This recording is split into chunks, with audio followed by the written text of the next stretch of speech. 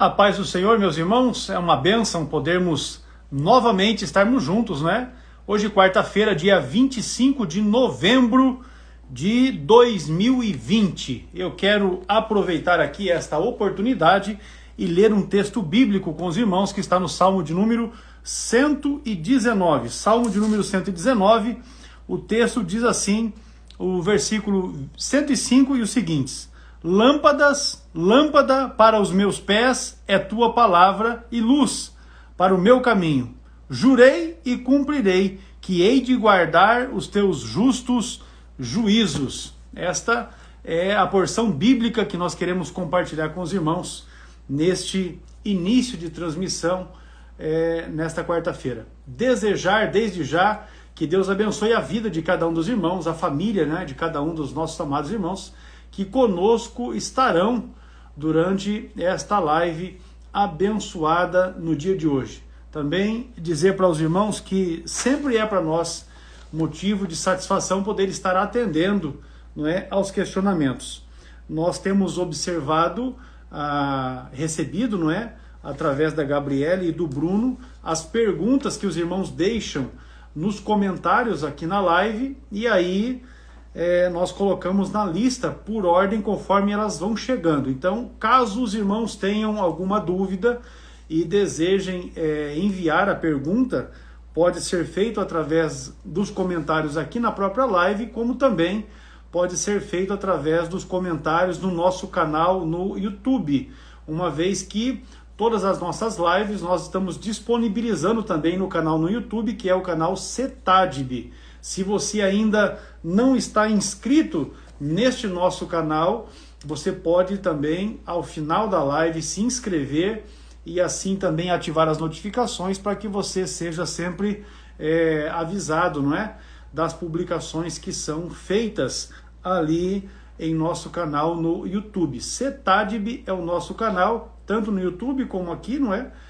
Através do Instagram e também no Facebook, de maneira que para nós é uma satisfação, como disse, poder estar atendendo. O pastor Ciro Sanches Zibord, desde que iniciou o processo da pandemia, lá no dia 25 de março, nós conversamos e passamos então a fazer as transmissões, tirando as dúvidas dos irmãos.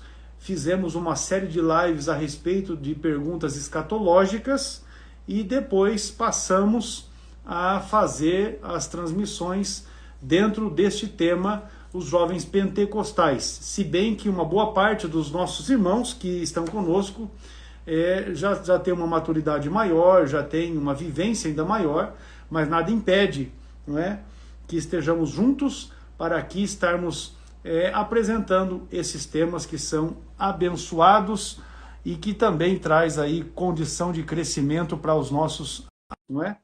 Eu vou aqui já trazer o pastor Ciro para que a gente possa dar prosseguimento. A paz do Senhor, pastor Ciro, conte a bênção, tudo certo? Paz do Senhor, pastor Alex, tudo certo, graças a Deus. E o irmão, como está a vida em Apucarana? Rapaz, tá bem, tranquilo. Aqui a gente está melhor do que merece, né?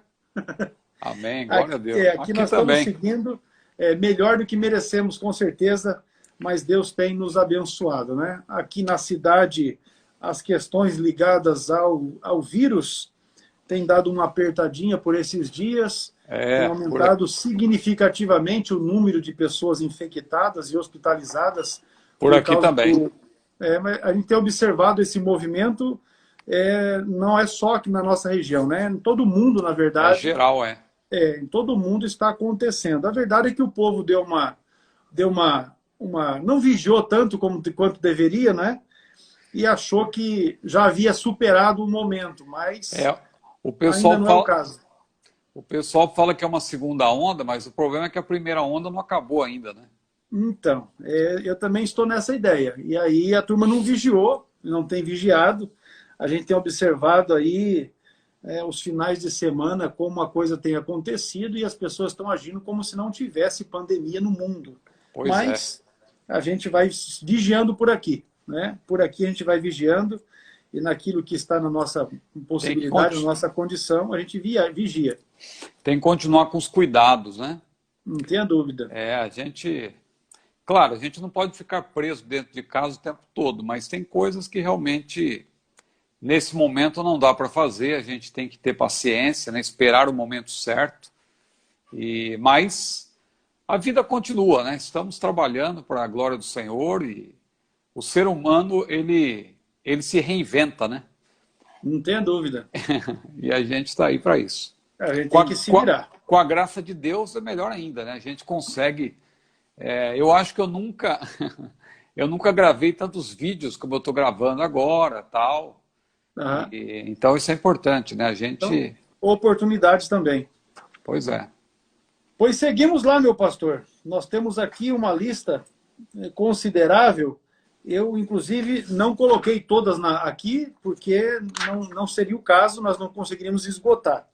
Não é? Mas além dessas aqui, você sabe, está no seu contato lá, a quantidade de questões que nós temos para respondermos aqui. O nosso companheiro, o pastor Francisco Alves, ele pergunta a respeito do livro Uma Vida com Propósito. Uma Vida com Propósito, o título do livro, o que é que se pode dizer a respeito desse livro, do seu conteúdo, autor, enfim. Uma Vida com Propósito é um livro daquele escritor muito conhecido, muito famoso, né? Que é um pregador também, pastor, Rick Warren, né? Muito famoso, e seus livros são best-sellers, né? Então, isso tem gerado acabou gerando até um modismo aí de chamar tudo com propósito. Eu me lembro, teve uma época no Brasil que tudo era com propósito, né? Irmãs do Círculo de Oração com propósito, e mocidade com propósito e tal. Agora, esse livro especificamente, Uma Vida com Propósito, é um livro devocional, é um best-seller da editora Vida, e é um livro bom. Eu vou dizer assim que é um livro para o propósito de ser um devocional. Ele é bom, ele fala inclusive de 5 propósitos gerais, né? Você foi planejado para agradar a Deus, você foi formado para fazer parte da família de Deus, você foi criado para se tornar semelhante a Cristo, você foi moldado para servir a Deus e você foi feito para uma missão. São aí os temas principais. As 5 unidades desse livro. Então é um livro bom, né? Agora, o que eu gostaria de falar, que a gente gosta sempre de mostrar os dois lados também, essa temática com propósito. Rick Warren tem também o livro Uma Igreja com Propósito, né? Rick Warren é daquela linha, né? Só para alertar aqui, porque a gente fazendo uma recomendação dá a impressão que a gente está avalizando tudo que Rick Warren prega. Mas na verdade, Rick Warren ele é da mesma linha daqueles autores, Dan Kimball, Brian McLaren, né? Que defendem na verdade essa ideia de uma igreja emergente, né? Ou seja, uma igreja para atender as pessoas na pós-modernidade de acordo com as suas aspirações. Então isso aí se distancia um pouco do propósito na palavra de Deus. Do que é ser igreja de fato, né? Porque nós devemos pregar o evangelho que quer as pessoas gostem ou não, é a palavra de Deus, né? Então, Jesus mesmo deu o exemplo disso ao andar na terra. Ele mesmo disse, a minha doutrina não é minha, mas do Pai que me enviou. Paulo também, quando pregava, dizia o que eu recebi do Senhor. Então a gente não pode pregar para agradar as pessoas. A gente não pode pregar um evangelho que as pessoas querem ouvir, mas sim um evangelho que as pessoas precisam ouvir. Só que o Rick Warren, eu falo assim com conhecimento de causa, porque eu já pesquisei sobre isso, sobre a igreja emergente, ele faz pesquisas para ver o que as pessoas querem ouvir, faz aqueles questionários que as pessoas gostam, para formular, para fazer um tipo de culto que vai agradar as pessoas. Ou seja, então tudo é organizado para agradar as pessoas. Então aí acaba se tornando um evangelho antropocêntrico, porque coloca o ser humano no centro. Agora, esse livro aí especificamente, Uma Vida com Propósito, para ser justo, para ser honesto, é um livro bom do ponto de vista de que é um devocional, não é nada profundo teologicamente, é um devocional. Agora, a linha de Rick Warren é a linha da igreja emergente. Quem quiser saber e quiser um livro para saber o que é a igreja emergente, eu vou até indicar aqui o livro que tem esse título, justamente, Igreja Emergente, de J. Carson. Tem vários livros sobre igreja emergente, mas esse livro de J. Carson, D.A. Carson, né, conhecido como Don Carson, é um excelente livro que trata desse assunto, igreja emergente. Maravilha, benção pura. Pregar aquilo que as pessoas precisam ouvir. Eu conheço um indivíduo que ele, quando vai para pregar, meu irmão, vai de foice, machado e facão na mão, entendeu? E ele corta e tal. E falar o que as pessoas precisam ouvir não quer dizer necessariamente que o indivíduo tem que ser grosso, estúpido, destratar, ser grosseiro, né? Que às vezes o indivíduo às vezes o indivíduo confunde esse aspecto, né? Falar o que a pessoa precisa ouvir, na verdade, você tem condições de falar isso, inclusive até em tom de brincadeira, e as grandes verdades serem expostas ali e a pessoa receber de forma de bom grado, né? Eu tenho um bordão que eu gosto muito, que é aquele assim, eu não prego nem para agradar, nem para agredir, né? Nem para agradar, nem para agredir. Porque, claro, que as pessoas às vezes pensam que o pregador tem que ser aquela pessoa rígida e tal, e tem que bater. Não, é o que o irmão falou aí. O humor ajuda muito também. Às vezes você quer comunicar uma verdade, principalmente a gente que está na grande rede, a gente precisa muitas vezes na internet usar de humor, né? E muita gente, lamentavelmente, não tem senso de humor. Então as pessoas já veem às vezes, mas a gente também aprende a reagir, né? É como se você está, por exemplo, subindo uma ladeira, né? E está descendo uma carreta em alta velocidade, você não vai encarar a carreta de frente, deixa ela passar, né? Então eu faço isso, mas a gente não deve pregar nem para agradar, nem para agredir. Monteiro Lobato, inclusive, tem uma frase dele, né, que eu gosto, que ele escreveu uma carta uma vez, dizendo, olha, há duas maneiras de você escrever, né? Uma é para agradar o leitor, e a outra é para você dizer o que pensa. E ele até brincou, dê onde der, cadeia, forca ou exílio. Porque quando você fala a verdade, você acaba, na verdade, se expondo. As pessoas, muitos vão gostar, mas muitos não vão gostar. Não vão concordar com a sua posição, né? E você querer falar o que as pessoas querem ouvir é complicado, né? Você tem que, realmente, o pregador ele tem que pregar a palavra de Deus. Com que certeza. Pode agradar a uns e desagradar a outros. Mas o importante é agradar a Deus, porque o compromisso do pregador, sobretudo, é com Deus, né?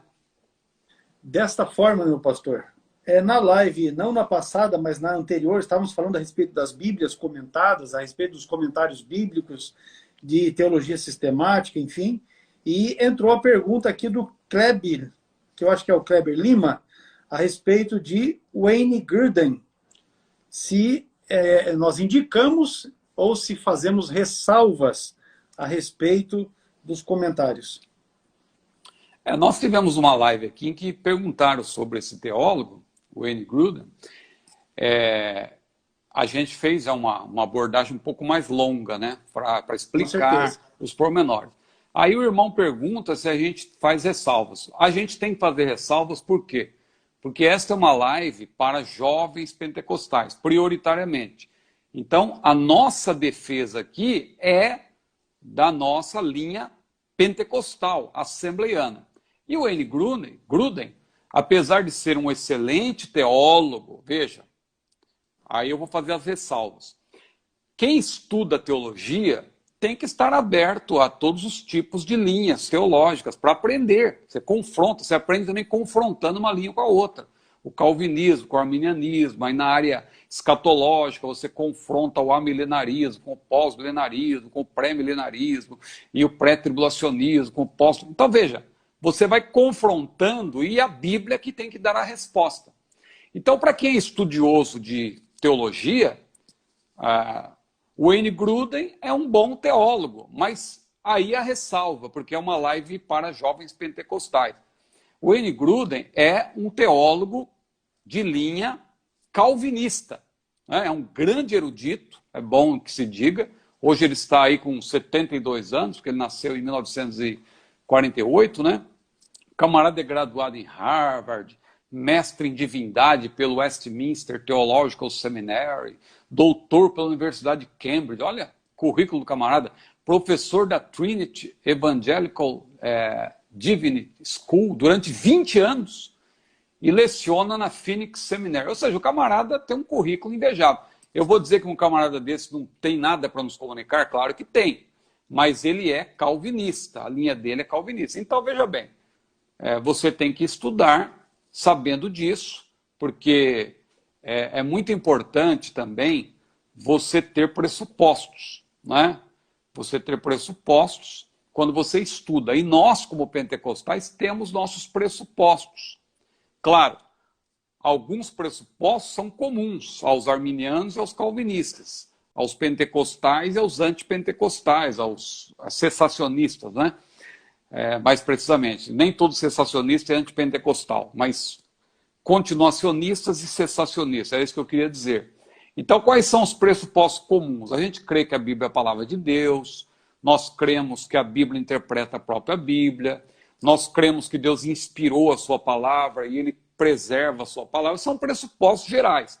Agora, os pentecostais, eles têm outros pressupostos, ou seja, nós cremos que o Espírito Santo continua agindo hoje como ele agiu no primeiro século, ou seja, nós cremos na continuação das ministrações do Espírito Santo, ele continua batizando no Espírito Santo, com a evidência de falar em outras línguas da parte do Espírito, ele continua comunicando dons à sua igreja, dons ministeriais que são residentes, mas também dons congregacionais disponíveis a toda a congregação. Nós cremos em tudo isso. Teólogos como Wayne Grudem, claro que o Wayne Grudem, aqui fazendo mais uma ressalva, nesse ponto ele até converge um pouco conosco, que ele é de uma linha até continuacionista mesmo dentro do calvinismo. Mas quando você chega na parte da soteriologia, aí diverge completamente, porque ele vai defender os pontos calvinistas, aquele ponto de uma vez salvo, sempre salvo, e tal, a graça irresistível, aquilo que nós já explicamos também várias vezes aqui em outras lives, e nós, como pentecostais, temos, claro, nós temos seguido a nossa herança arminiana, wesleyana e tal, que crê que Deus salva a todos aqueles que se arrependem, creem, e não que só haja um grupo, né, seleto de eleitos, que já foram previamente eleitos. Não, nós cremos que Deus elegeu, claro, a sua igreja, cremos nessa eleição também, que é conhecida como eleição corporativa, né? Deus elegeu o seu povo, a sua igreja, e o Espírito Santo vai agregando à igreja aqueles que hão de se salvar, né? Também segundo a sua presciência, como Pedro falou,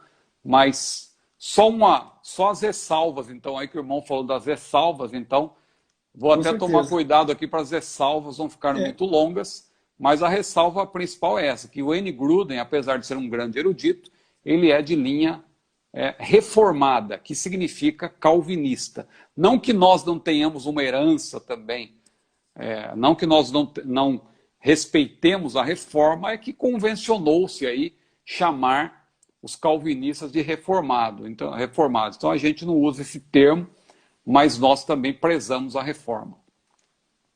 Maravilha. Está respondido aí para o Kleber Lima. Aproveitar, meu pastor, para dar aqui uma saudação especial aos nossos irmãos que estão conosco e àqueles que sempre estão conosco, né? Pastor Evandro, com a tropa dele, a turma todinha lá de Palmas, sempre estão conosco. Pastor Evandro sua tropa de elite, né? Não tenha dúvida. Pensa num pessoal que está animado, rapaz. É muita bênção. O Júnior Carvalho, esse que está aí, perguntando se Spurgeon era calvinista, né? O Júnior também sempre está conosco nas nossas lives. Já respondemos essa pergunta também. Essa já tem resposta, mas nós vamos colocar ela na lista, não é? A lista é grande, viu, Júnior? A lista é grande, mas vai chegar lá. Se ele entrar lá nas lives, ele vai encontrar. Tem até uma resposta longa. Eu vou fazer assim, ó. Eu vou fazer o seguinte, amanhã eu vou identificar qual é a live que foi respondida, eu passo para ele pelo WhatsApp, porque ele é aluno do curso, aí fica fácil de se comunicar com ele lá. O Tiago está perguntando, ele está, na verdade, fazendo uma afirmação, e aí a pergunta, né? A Bíblia diz que devemos resistir ao diabo porque ele vai fugir de nós. Aí ele pergunta, hoje o diabo pode tocar em nós, assim como tocou em Jó? Olha, o diabo, ele age certo, ele age com uma certa liberdade que Deus permite. Porque veja bem, Deus a ninguém tenta, Deus prova. O que aconteceu com Jó foi uma provação. Agora, alguém dirá, mas não foi o diabo que lutou contra Jó? Foi. Só que o diabo ele é tentador, ele age também em outra esfera, só que por permissão de Deus. Então o diabo, nesse sentido, bem entendido, ele acaba trabalhando para Deus. Ele está a serviço de Deus quando Deus permite a prova através de Satanás. Então não é que o diabo ele tem todo esse poder. Ele age por permissão de Deus. Deus permite a provação. Então ele foi pedir até permissão para Deus, né?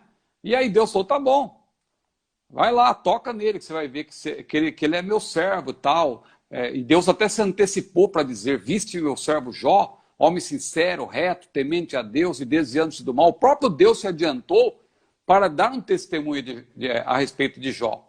Então o diabo ele tem, claro, permissão.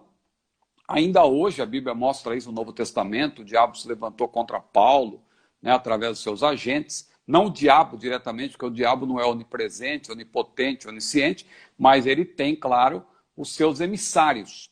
A Bíblia diz que nós não temos que lutar nem contra a carne, nem contra o sangue, mas sim contra principados, potestades, hostes espirituais da maldade, príncipes das trevas desse século nos lugares celestiais. O diabo, como príncipe das potestades do ar, ele age, né? E ele age principalmente por meio de possessão e por meio de influência.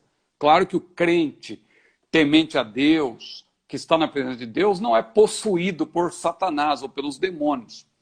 Mas ele pode ser influenciado, como aconteceu com Pedro. Lembra que Pedro acabou de dar uma declaração dizendo que Jesus era o Filho de Deus, e Jesus até falou, bem-aventurado és tu, Simão Barjonas, porque nem a carne nem o sangue te revelou isso, mas meu Pai que está nos céus. E logo em seguida, quando Jesus começa a falar da obra que ele teria que realizar morrendo na cruz, o diabo influenciou Pedro, não é? Não que ele possuiu Pedro, mas ele influenciou Pedro, porque ele age por influência. E Pedro começou a dizer ali palavras como que dizendo, não, Senhor, tem dó de ti, de maneira nenhuma tu vais morrer. O que Jesus fez? Jesus repreendeu Satanás. Para trás de mim, Satanás. Porque Satanás estava influenciando Pedro, e Pedro era um dos apóstolos de Jesus. Então o diabo ele pode agir contra a igreja por influência, pode possuir pessoas para se levantar contra a igreja, o diabo pode mover, né? A gente falava outro dia aqui da biografia de Wesley, né? A gente vê como o Wesley era perseguido, o diabo estava contra o Wesley.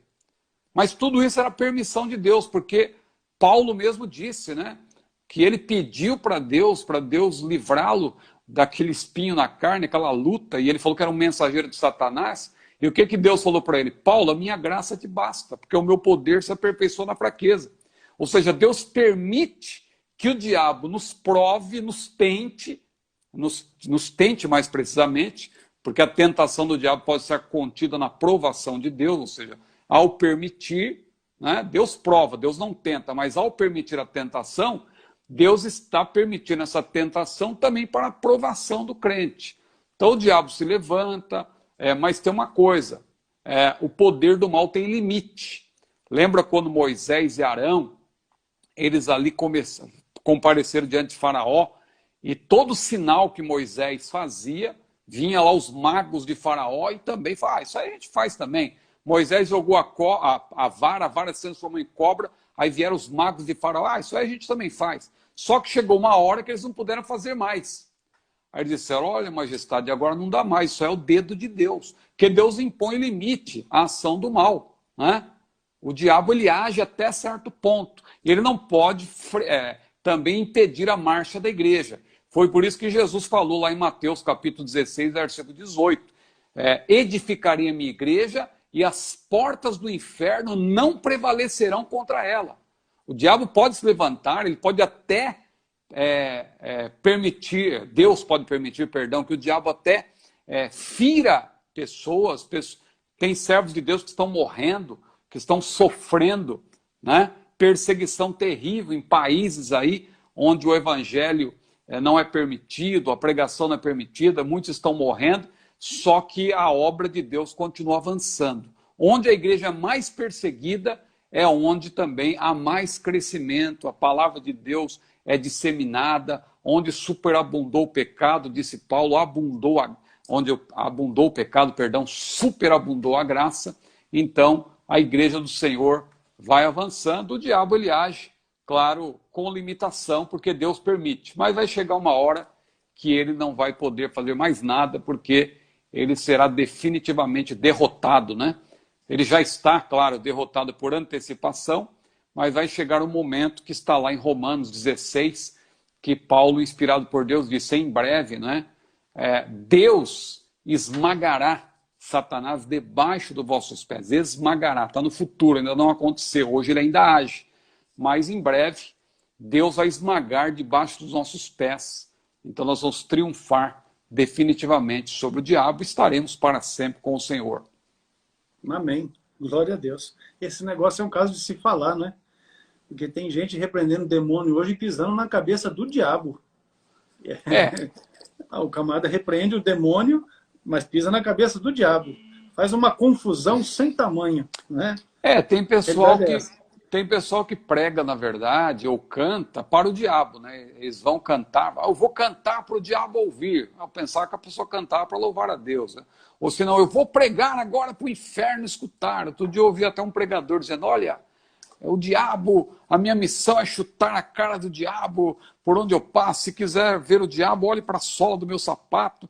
E a pessoa fala mais do diabo do que de Jesus, né? Então, veja, esse negócio de esmagar Satanás, a Bíblia diz que o inimigo foi ferido. Aquela profecia de Gênesis 3:15 diz, porém inimizade entre ti e a mulher, entre a tua semente e a sua semente. E esta, né, a semente da mulher, o descendente da mulher, Cristo, te ferirá a cabeça, e tu lhe ferirás o calcanhar. Não diz que Jesus esmagou. Eu vejo muita gente pregando que Jesus esmagou Satanás. Ora, esmagamento fala de derrota total. Vamos usar até um exemplo aqui, que as irmãs não gostam muito, mas vamos dizer que uma barata está passando aí, você pisa na barata, mas você pisa meio só do lado da barata, ela ainda sai meio torta, mas ainda está viva. Agora, quando você esmaga a barata, faz até aquele barulho, é horrível, né? Aquele estralo e aquela coisa. A barata realmente é um inseto que é asqueroso, como se diz, né? Mas veja, quando você esmaga, acabou a barata. Agora, o diabo ainda não foi esmagado. Ele já foi julgado por antecipação. Jesus disse, falando do Espírito Santo, quando ele vier convencer ao mundo do pecado, da justiça, do juízo, do pecado que não crê em mim, da justiça porque vou para o meu Pai e não me vereis mais, e do juízo porque já o príncipe deste mundo está julgado. Ele já está julgado, mas ele ainda não foi esmagado. Quando que ele vai ser esmagado? No milênio? Não. No milênio ele vai ser preso, mas depois ele vai ser solto, né? Depois do milênio, ainda vai enganar muita gente. Ele só vai ser definitivamente esmagado, por assim dizer, ou seja, vai perder toda o seu poderio, que vai ser lançado no lago de fogo, né? Preparado para o diabo e seus anjos. E isso ali depois da sua última revolta, depois do milênio, né? Ali um pouco antes do juízo final, porque depois do juízo final, a eternidade com Deus para sempre, o estado eterno, aí o diabo estará para sempre queimando no inferno, né? Juntamente com os seus emissários. E todo aquele que lamentavelmente também, né? Quanto aos tímidos, aos incrédulos, aos abomináveis, aos fornicários, aos feiticeiros, diz a Bíblia lá, a sua parte será no lago que arde com fogo e enxofre, o que é a segunda morte. Rapaz, você falou desse negócio, agora eu lembrei de um certo político brasileiro, rapaz. Já tem sentença contra ele, mas ele está solto por aí. É mais ou menos como o diabo, né? Já tem sentença contra ele, mas ele está solto por aí. Uma hora dessa ele será preso. E ainda está por aí, está cantando de galo, né? Tá Pronto. se achando importante. Fazendo campanha. Rapaz, você estava falando e eu me rememorei e falei, rapaz, e não é que é. Ilustra, Entendeu? né? É um certo político que a gente pode usar como ilustração. E olha que ilustração, né? Meu Deus. Pois é, Segue avante. o camarada já está condenado, mas ainda Mas tá solto. está solto. Uma hora dessa vai ser enjaulado. O Satanás vai ser desse mesmo jeito. Já está sentenciado desde Gênesis capítulo 3. Mas de lá para cá ele vem fazendo arte. Vem instigando um, instiga outro, faz uma manobra aqui, uma manobra ali, usa um, usa outro e vai indo. E vai fazendo as presepadas dele, mas vai chegar o tempo dele. Pois vamos lá. O pastor Michael David, ele fez uma afirmação e aí faz a pergunta também, baseado no texto do primeiro livro de Samuel, capítulo 2, e versículo 25. A afirmação que ele fez é assim: a Bíblia diz que Deus não tem prazer na morte do ímpio. E aí ele pede, então, que seja explicado a passagem de 1 Samuel 2 e 25, onde o texto diz, porque o Senhor os queria matar. Não, o Senhor os queria matar porque Deus é justo. Agora, veja, Deus não tem prazer. Uma coisa é Deus não ter prazer na morte do ímpio e na sua condenação. Porque Deus deseja, o texto lá de Ezequiel diz que Deus deseja que o ímpio se arrependa. Né? Agora, Deus, embora ele não tenha prazer na morte do ímpio e na sua condenação, ele não obriga ninguém a servi-lo. A Bíblia de ponta a ponta mostra isso. Uma passagem emblemática é Deuteronômio 30, versículo 19, em que Moisés, inspirado por Deus, disse para o povo, olha, está diante de vós a vida e a morte, a bênção e a maldição. Né? Eis que tomo os céus e a terra como testemunha contra vós, que tenho proposto a vida e a morte, a bênção e a maldição. E aí vem o conselho de Deus. Escolhe, pois, a vida, para que vivas tu e a tua semente, ou a tua descendência. E no Novo Testamento, várias passagens, uma que eu gosto sempre de citar, aquela de Lucas 9, 23, em que o próprio Senhor Jesus disse, se alguém quer vir após mim, veja, Jesus não obriga ninguém a segui-lo, mas ele diz, se é uma conjunção condicional, indica condicionalidade. Se alguém quer vir após mim, negue-se a si mesmo, tome cada dia a sua cruz e siga-me. Se. Então Deus não obriga ninguém a servi-lo, não obriga ninguém a obedecê-lo. Mesmo Deus não tendo prazer na morte do ímpio, ele não obriga o ímpio. Porque a única maneira de o ímpio escapar da morte e, consequentemente, da condenação, aí do caso é morte eterna, a única maneira é obedecendo a Deus, é crendo na salvação em Cristo. Se com a tua boca confessar o Senhor Jesus e em teu coração creres que Deus ressuscitou dos mortos, será salvo, diz a Bíblia, visto que com a boca se faz confissão para a salvação, com o coração se crê, não é? para a salvação. Agora, a única maneira é essa, porque Deus é justo, Deus é amor, só que Deus também é justo, Deus é justiça. E Deus, como ele é justo, ele não vai deixar assim que o ímpio haja normalmente, ali não, você vai ser salvo, você não vai ser morto. Quando diz aí que Deus queria matar, é porque na verdade, a justiça de Deus. Deus não é um justiceiro, mas ele está cumprindo, né, como diz até no livro de Isaías, que nós já lemos em outra ocasião, creio que é no capítulo 63, que diz que o próprio Espírito Santo se voltou contra o povo e se tornou inimigo do povo, o próprio Espírito Santo.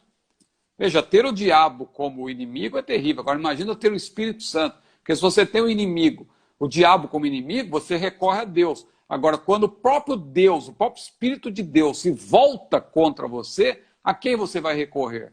Mas é isso que acontece, porque Deus é justo. Veja o caso, por exemplo, de Ananias e Safira. Eram crentes, eram tementes a Deus, até certo ponto, pelo menos. Está implícito que sim, porque faziam parte da igreja. Mas aí o que eles fizeram? Quiseram enganar o Espírito Santo.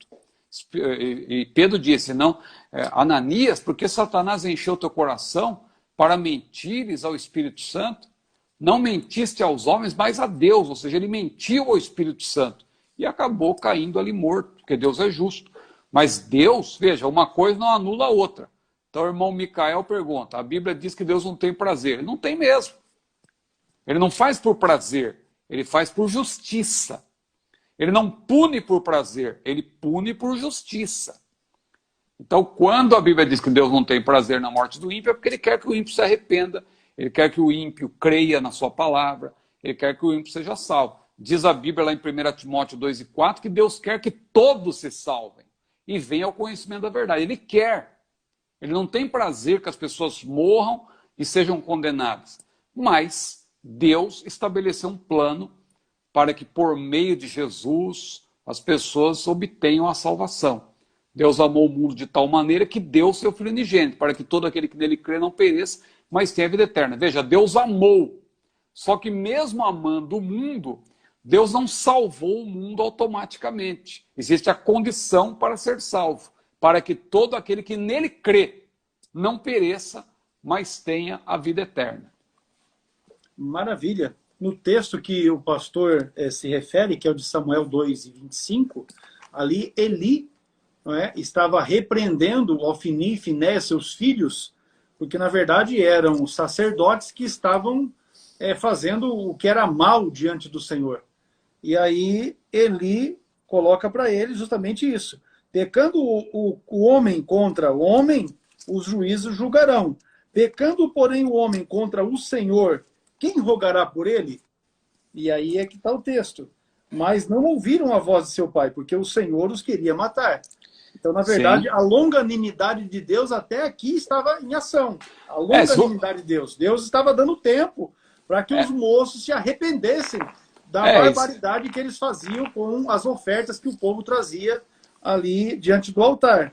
Mas eles não atenderam a Deus na sua longanimidade. E aí, quando não se atende a Deus na sua longanimidade, o juízo é certo. E quantos são hoje homens e mulheres, líderes, pastores, inclusive alguns que conhecemos, que estão nesse tempo da longanimidade de Deus. Deus está deixando para ver se eles se voltam atrás, se eles se arrependem, se consertam a vida. E Deus está dando, nesse tempo, né, a sua longanimidade. O fato é que quando não há arrependimento, aí vem juízo. Se você lê esse texto isoladamente, esse versículo, dá a impressão que eles não tinham como se arrepender, porque Deus já tinha determinado que ia matá-los. Mas quando você lê o contexto, você vê que Deus queria matá-los porque eles já tinham tido a oportunidade de se arrepender e eles estavam cada vez mais zombando de Deus, pecando, acrescentando pecado sobre pecado. Chegou uma hora que a paciência de Deus esgotou-se completamente e Deus resolveu puni-los. Mas não é que Deus agiu sem misericórdia, que... Não Deus deu chance para eles, né? Não deu Deus condições de arrependimento. Exatamente. Deus queria matá-los porque eles já tinham esgotado a medida, já tinha passado dos limites. Maravilha, maravilha. Eu quero deixar uma saudação especial para um amigo meu que eu vi que chegou ali agora mesmo, o pastor Eduardo Sena. Olha Eduardo aí. Sena é um companheiro nosso, você conhece ele? Grande Carioca pastor. da Gema. Senhor Eduardo Sena, grande musicista e musicólogo, né? Conhece a música. Trompetista do Exército Brasileiro. E servo do Deus Altíssimo. Maravilha. Pois seguimos lá então a pergunta aqui do nosso irmão Jordaque. A Igreja Católica foi a primeira igreja? Depende o que ele entende por Igreja Católica. Nós, por exemplo, somos católicos, né? Nós somos a Igreja do Senhor, é a Igreja Católica Apostólica, só não é romana, mas é católico no sentido da universalidade da Igreja, é isso que significa católico, né? E também nós somos apostólicos, porque cremos na doutrina dos apóstolos, seguimos os apóstolos, só não somos romanos. Então a Igreja Católica de Cristo, claro, ela começou com Jesus. Agora, quando a gente fala hoje do catolicismo romano, é diferente. O catolicismo romano não começou no primeiro século. O catolicismo romano começou a partir de Constantino, aquele imperador que supostamente se converteu. A gente fala supostamente porque há dúvidas de que ele realmente tenha se convertido. Ele teve uma experiência lá e tal, e se declarou cristão, né? Só que a partir de Constantino foi que começou a aparecer uma série de inovações também na igreja, né? Aliás, Abrão de Almeida tem um livro muito bom sobre isso, que não é pela CPAD, é pela editora Vida, chamado Lições da História que Não Podemos Esquecer. Um livro excelente de Abrão de Almeida. Nem sei, esse livro talvez seja até esgotado. Esgotado, né? Lições da História que Não Podemos Esquecer.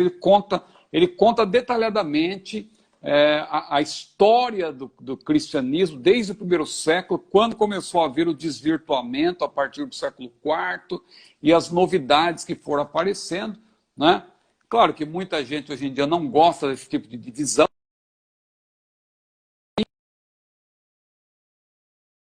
Conhecemos. Tá chegando bem minha imagem? Tá, aqui um abençoado está ligando aqui. Ah, tá. Não, tudo bem. Eu pergunto porque quando eu vejo qualquer não, mas está chegando. Tá, tudo bem. Então, muitos gostam de fazer essa separação. Aliás, muitos não gostam de fazer essa separação, né?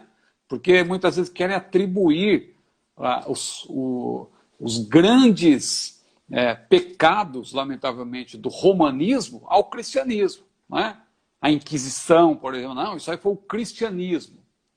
Não, não foi o cristianismo que Jesus estabeleceu que praticou a Inquisição, que praticou todas aquelas aberrações. Né? Então, a gente tem que saber separar. A pergunta do nosso irmão é se a igreja católica foi a primeira igreja. Não, a primeira igreja, falando da igreja, claro, do cristianismo, a primeira igreja é a igreja de Cristo, que ele estabeleceu no primeiro século, né?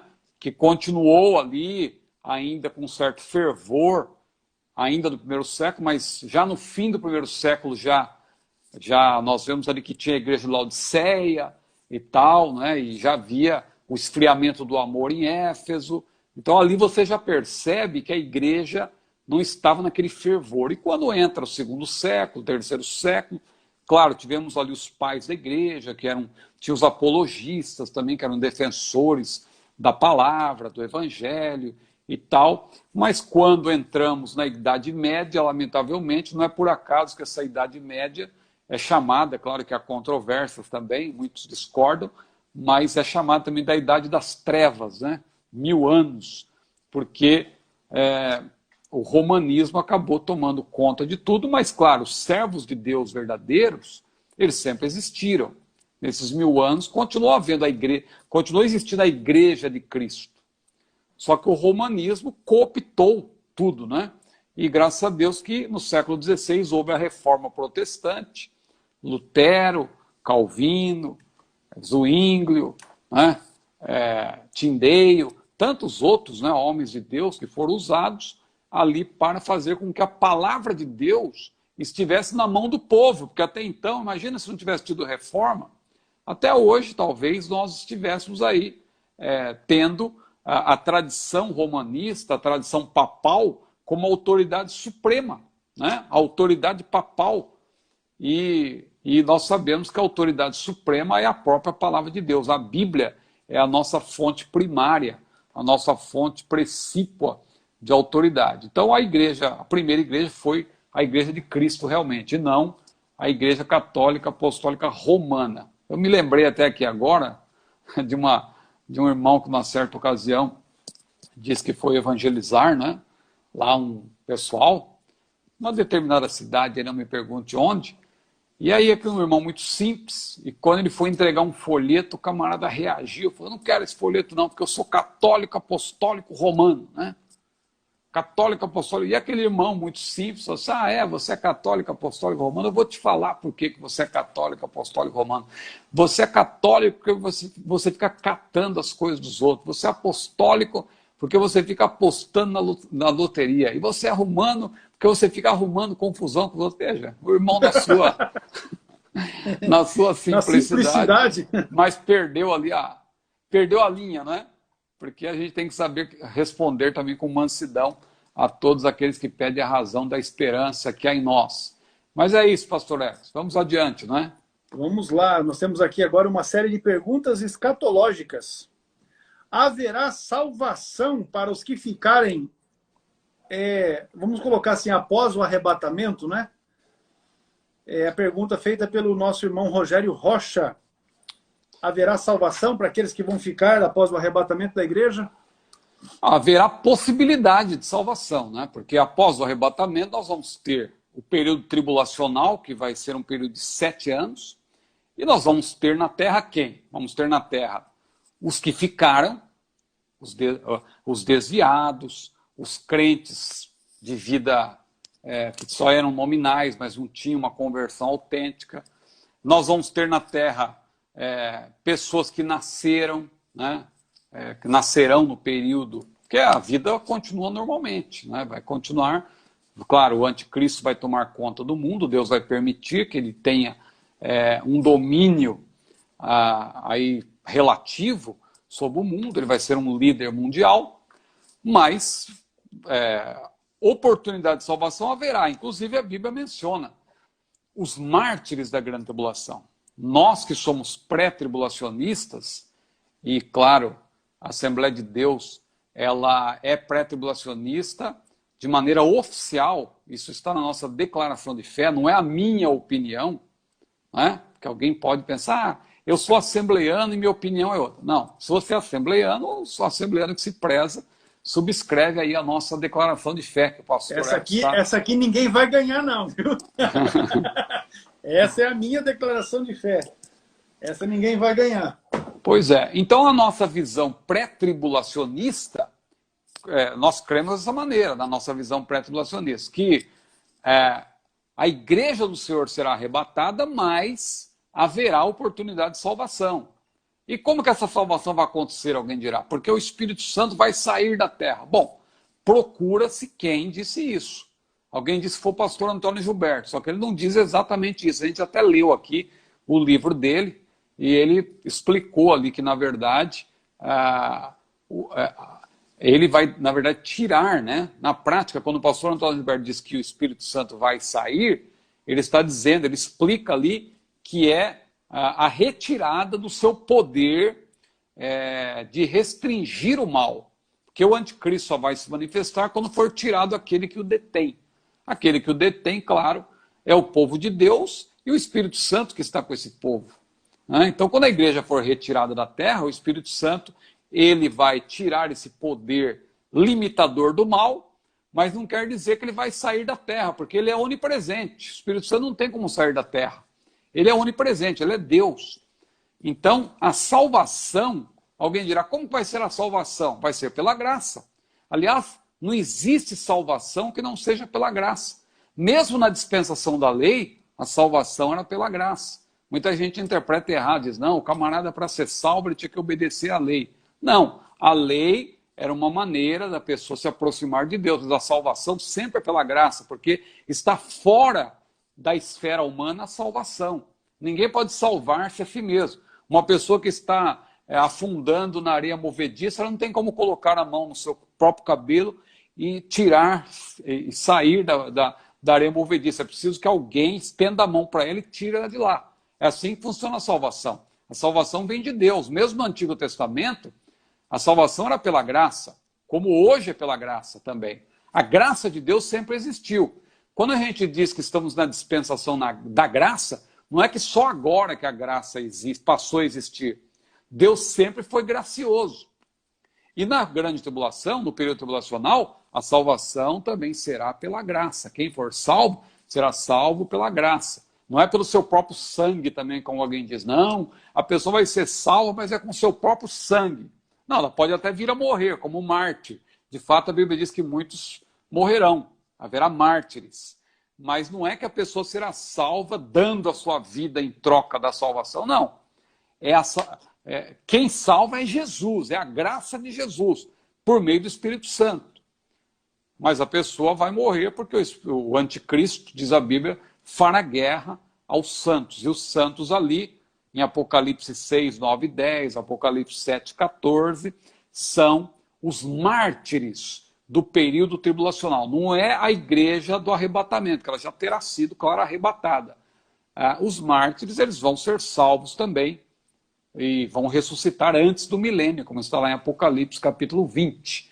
E temos aí no YouTube, lá no perfil do CETADB, né?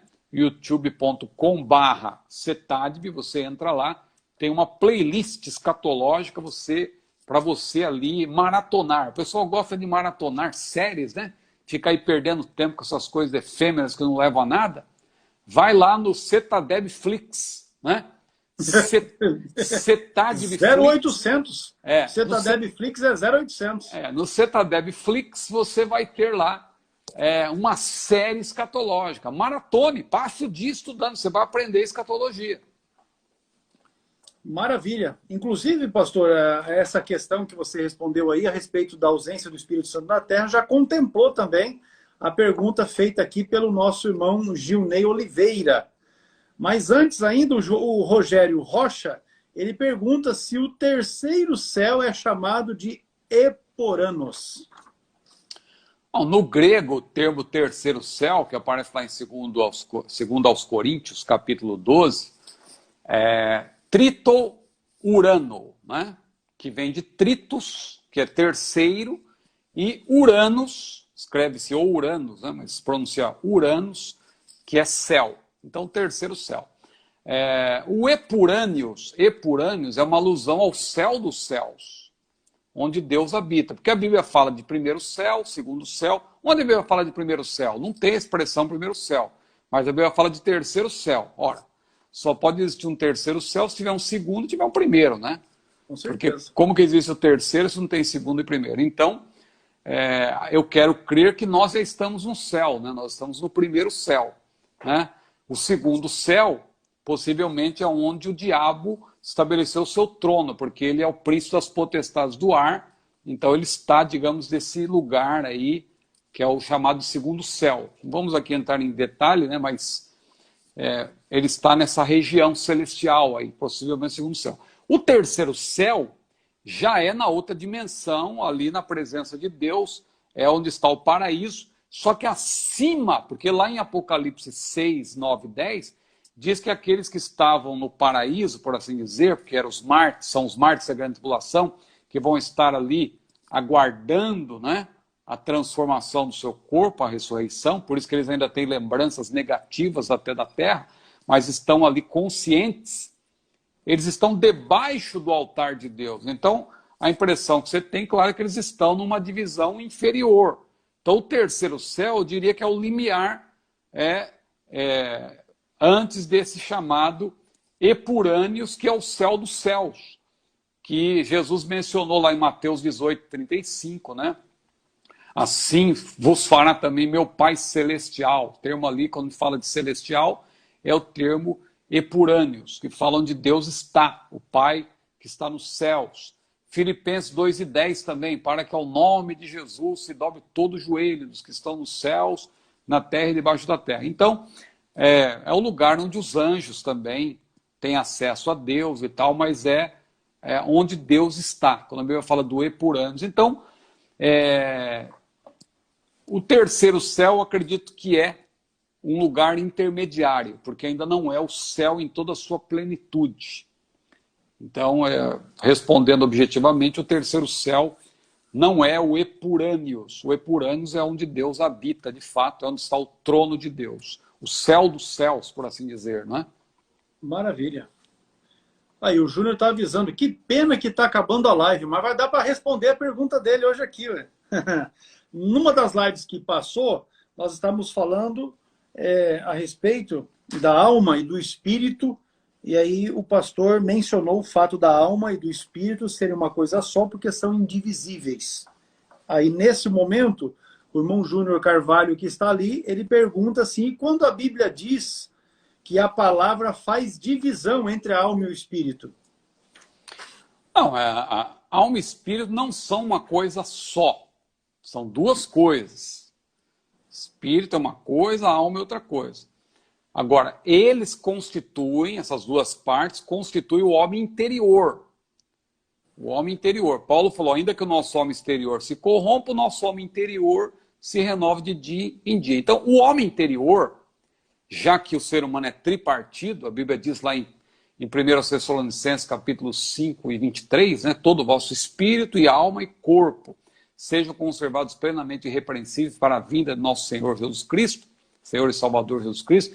Então veja, o ser humano ele é tripartido, mas talvez ele tenha entendido que eu falei que espíritos e alma é a mesma coisa, quando eu citei aquele versículo de 2 aos Coríntios 4 e 17, né, que diz que o homem interior, porque muitas vezes muitas pessoas dizem que o ser humano é bipartido, né, aquela discussão se o ser humano é tripartido ou bipartido. O ser humano, a rigor, ele é tripartido, ele é formado por espírito, alma e corpo.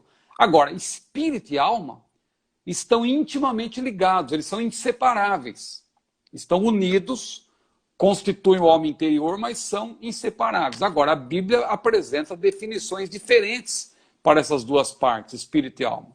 O espírito é a parte que serve de canal de comunhão com Deus direta, glorificação a Deus, né? Jesus disse que o Pai procura os verdadeiros adoradores, que o adorem em espírito e em verdade. Espírito e em verdade. Então, as pessoas do mundo, elas estão com essa parte bloqueada, elas não têm esse canal aberto, né, com Deus diretamente.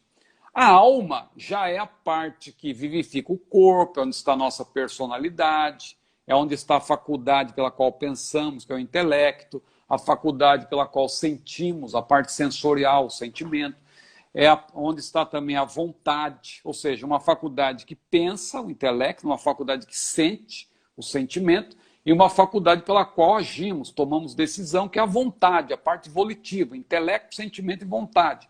Então isso está na alma. Então a alma é diferente de espírito. Por que é diferente? Porque a Bíblia é clara. Maria, quando soube que seria a mãe do Salvador, ela disse, minha alma engrandece ao Senhor, e o meu espírito se alegra em Deus, meu Salvador. Com a alma ela fazia uma coisa, com o espírito ela fazia outra. Ou seja, ações simultâneas, concomitantes, porém diferentes. Ao mesmo tempo, só que, né, Isaías também diz, com a minha alma, lá no capítulo 26, se não me falha a memória, do seu livro, ele diz, com a minha alma eu te desejei de noite, e com o meu espírito que está dentro de mim, madrugarei a buscar-te. Ou seja, com a alma ele fazia uma coisa, com o espírito outra. E quando a Bíblia diz, o irmão citou aí, o irmão Júnior citou Hebreus 4:12, a Bíblia diz que a palavra ela penetra lá na divisão, ou a ponto de dividir. Por que a ponto de dividir? Porque estão intimamente ligados. Não tem como separar, mas só a palavra ela entra lá, só Deus sabe onde é a divisão entre alma e espírito, porque alma e espírito constitui o homem interior. Não tem esse negócio que a pessoa morre, como alguém às vezes ensina, que a pessoa morre, o espírito volta para Deus, a alma fica dormindo junto ao corpo, ou a alma vai para um lugar, o espírito vai para outro. Não, espírito e alma estão intimamente ligados. Tanto que ora a Bíblia diz que o espírito volta para Deus, ora a Bíblia diz que a alma que saiu, ora diz que Jesus, Pai, nas tuas mãos entrega o meu espírito. E quando fala lá de Raquel, diz que a sua alma saiu, porque a alma, há momentos em que alma significa alma mais espírito. E a passagem que espírito também significa espírito mais alma, porque são indivisíveis, né? Não tem como você separar, mas são duas partes distintas. Então, respondendo objetivamente, quando a Bíblia diz que a palavra faz divisão, é nesse sentido, que a palavra ela vai lá, a ponto de dividir. Só a palavra de Deus entra onde é o local, o lugar exato da divisão, né? Mas são duas partes distintas, intimamente ligadas. Maravilha, tá ótimo. Eu penso, meu pastor, que a gente vai parar por aqui, não é? Já vai ficar aqui a pergunta do Elias Estamos Reis. em cima. A pergunta do Elias Reis, existe alguma possibilidade de Jó ser filho de Issacar? O Rafael pergunta se o cristão pode jogar jogos como Free Fire, Among Us, LOL e outros, jogos que instigam violência. Aí o José Júnior de Matões, esse que está conosco aí, questionar a Deus é pecado, e uma série de colocações. Felipe Charles, já ouvi dizerem que a Babilônia representa a religião falsa, outros afirmam que será uma cidade literal. e que durante a tribulação será a sede do governo do anticristo. Aí ele pergunta o que de fato simboliza a Babilônia. Aí, numa exposição aqui, o Gustavo também pede para fazer uma exposição sobre Apocalipse 9:6. Então, a próxima live vai ser uma bênção e você não pode perder. Nos ajude na divulgação da nossa live. Quarta-feira, sempre às 22 horas, esteja conosco. Uma saudação aí ao irmão Nelson, Santa Cruz do Sul. Tchê! Aleluia! Está conosco. Deus abençoe aos nossos amados irmãos que estão conosco desde o início da live, participando, deixando aí as suas perguntas que estarão alimentando os assuntos, não é, para as lives futuras.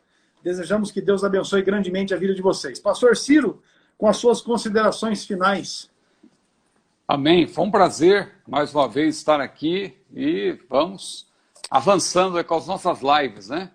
Que começou, como disse o irmão, aí em 25 de março e daqui a pouco estamos chegando a perto de um ano já.